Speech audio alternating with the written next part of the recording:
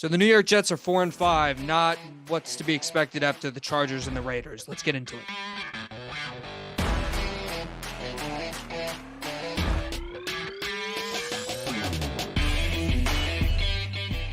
So I think heading into the bye week for the New York Jets, 3-3 after their best win of the season versus the Philadelphia Eagles, and after fighting tooth and nail with the Giants and getting a much-needed victory over them, because let's face it, the New York Giants are bad, and it would have been embarrassing if the Jets had lost that game. They come out victorious in that one as well, very luckily, and the Giants gave that game away, but say whatever you want, they got it done. And going into the Chargers 4-3, you expected them to possibly win that game at home. Nope, didn't happen. 4-4, brutal game from Zach Wilson.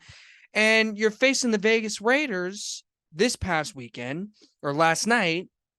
And what I took away from that game is the Jets just can't score touchdowns. And that's the reason why they're losing these games. I know that's like Captain Obvious over here, but it's really true.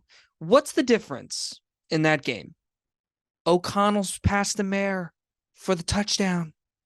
That's the difference. The Jets would have some nice productive drives, but every time it would end in a field goal. Field goal, field goal, field goal, field goal. Even after that touchdown, what did the Jets respond with? A field goal. You can't blame it on the defense. 16 points, only one touchdown allowed. They got a key fumble at the end. They forced a key fumble. They almost forced another fumble on Jacobs in his long, even on his long run. So how could you blame the defense? Really, what's to blame is they can't score touchdowns. So this is all the offense. And even in a game where you saw Zach Wilson make some really nice plays, I mean, to Conklin, to Lazard, throwing across his body, maybe ill-advised, but he still got it to them, and it made some huge plays that put them in position. It's not enough. And why isn't it enough? Because they can't get in the end zone. And this was a concern all season. This has been a concern basically even after the Eagles game 3-3. The Jets won that because of their defense, not because of their ability to get to the end zone. They haven't been able to all year, basically. Been one of the worst offenses in the league and red zone offenses in the league. So because of that, the Jets find themselves in a situation where they have to settle for 3 points even after good drives. And for God's sakes, how many penalties are we going to see? How many penalties are the Jets going to have on every single possession that ruins a drive? I mean, here's the classic example. This summarizes the entire game from a Jets offensive standpoint. It was in the second quarter, I believe. And Zach Wilson makes a great run on his feet, and he lunges for the touchdown. Great play. Even if he didn't rush for the touchdown, it was still a great play of productive yards using his legs and getting them there. But it should have been a touchdown. And it wasn't a touchdown because he stepped out of bounds just a few yards away. And he had the space, and he didn't have to step out of bounds. Not like he was forced to out of bounds. Just that simple foot not being aware of where he was on the field. And then Breece Hall runs in for the touchdown. Penalty. Drain back. Field goal. That's the difference in these games. When you are held back offensively, it is very hard to win. So when you see those moments, you have to take advantage of them. And that was the difference. So we can look at Zach Wilson's interception at the end, throwing to Alan Lazard in traffic, getting picked. You could look at that, but the defense stopped them. They had a good shot at the end. Zach Wilson gave him the probably one of the best throws that you can give. You know, he did it versus New England. It was like his best throw against New England. We know how strong of an arm he has. He did as well as he could to get away from that traffic and still have the momentum to throw an end zone pass that far away. But they didn't come up with it. And now the Jets find themselves in a position where they were 4-3 after the Giant game, with the Chargers and the Raiders, two mediocre to messy teams. Chargers being mediocre, Raiders kind of being a mess after the firing. of McDaniels. This was a situation where they could be like, we've beaten the Eagles, we've beaten the Bills, we've beaten some good teams this year. Why can't we beat the Chargers at home? Why can't we beat the Raiders on the road? Why can't we? Why can't we go into Buffalo 6-3, a team that we've handled pretty well the last 2 years? Now you're going to have to play well against them. Now you're going to have to play well against the Dolphins. Now you find yourself in a position where you have to. And the playoffs are fading for the Jets. Still a lot of season left. Not giving up on them. Zach Wilson played much better today, but he still wasn't very good. Is Tim Boyle going to make a difference? Is Trevor Siemian going to make a difference? Maybe. Maybe. But this offense is so hard to watch because they cannot score touchdowns. It's a miracle that they're even in the playoff conversation sometimes when you're watching this offense because they look horrible. It's just a testament to how elite this defense is. And am I concerned about the defense possibly letting go if the offense continues to be this putrid? A little bit. We saw it versus Kansas City. Zach Wilson was coming off that New England game where he was terrible, and the Jets defense, with the elite talent that they have, gave up 17 points in the first 8 minutes of that Kansas City game, thinking that we have no shot. But then Zach Wilson showed some offensive capabilities, and the offense started playing good, and then the defense started locking up. And I think it's something you have to consider if you're a Jet fan. This defense is really good, but you're asking a lot from them, and you need to show something on the offensive end. It can't just be field goal, field goal, field goal, field goal. And what was so mind-numbingly hard to stomach as a fan of football or the Jets fan in general was they had opportunities to score touchdowns. They were moving the ball on their second to last possession before Zach Wilson threw that pick. They were having a great drive, and Zach Wilson made that run, but then he stepped out of bounds. And then a penalty brings it back more.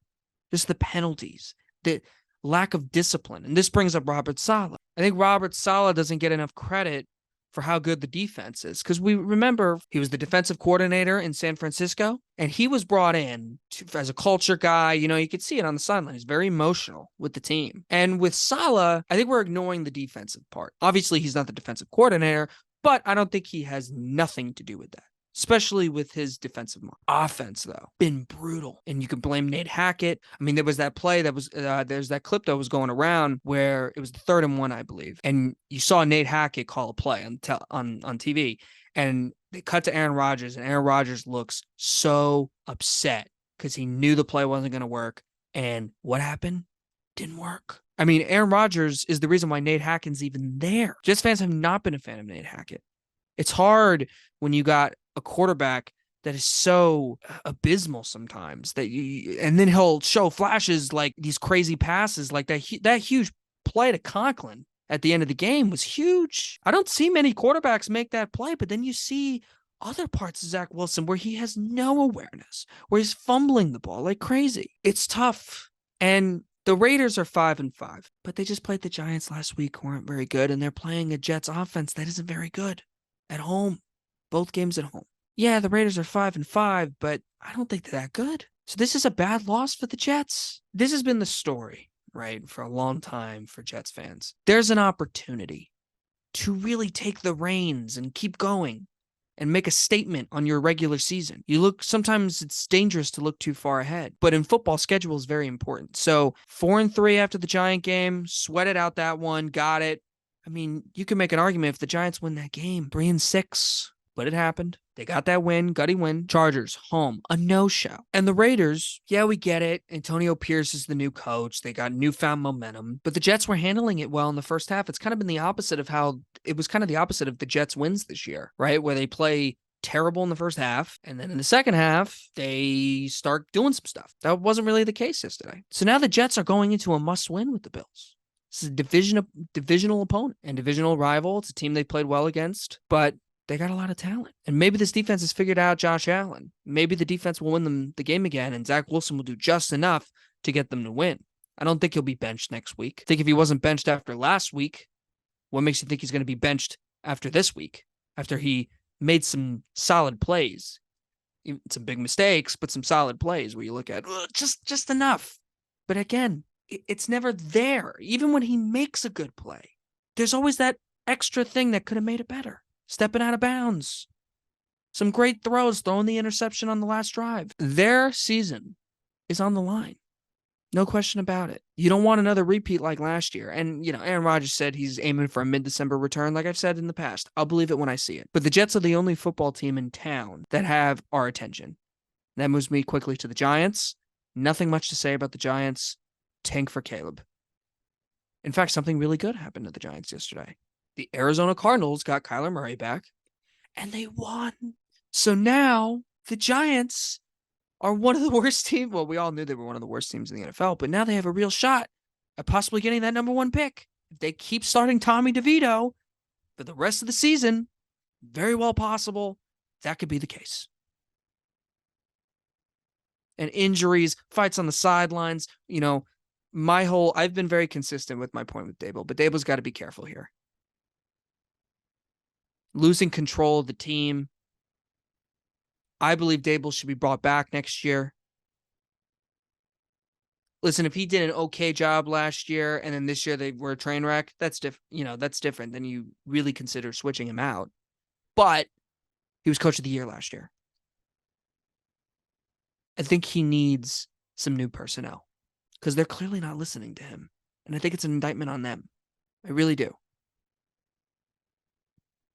I mean, just look at some of the Giants' press conferences this year. Kayvon Thibodeau at the beginning of the season talking about booing. Evan Neal talking about booing. Daniel Jones has been out. Saquon Barkley drama in the offseason. I think a lot of this is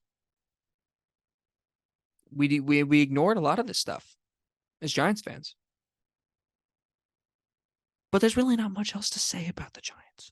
I'll watch them. I'll watch Tommy DeVito look inept for 3 quarters, and then the last quarter in garbage time, score a few touchdowns, make a nice play. I saw somebody say, I think it was Tommy Lugar saying that Tommy DeVito has more touchdowns than Zach Wilson in the last few games. What? Tommy DeVito scoring them in garbage time. Zach Wilson's games have been close. I get it. Zach Wilson stinks, but that's an absurd take. Do better, man. You're just trying to poke the bear of the Jets fans. Jets fans weren't supposed to see Zach Wilson this year. And yet they are. And it's looking very similar to last season. In fact, maybe even worse.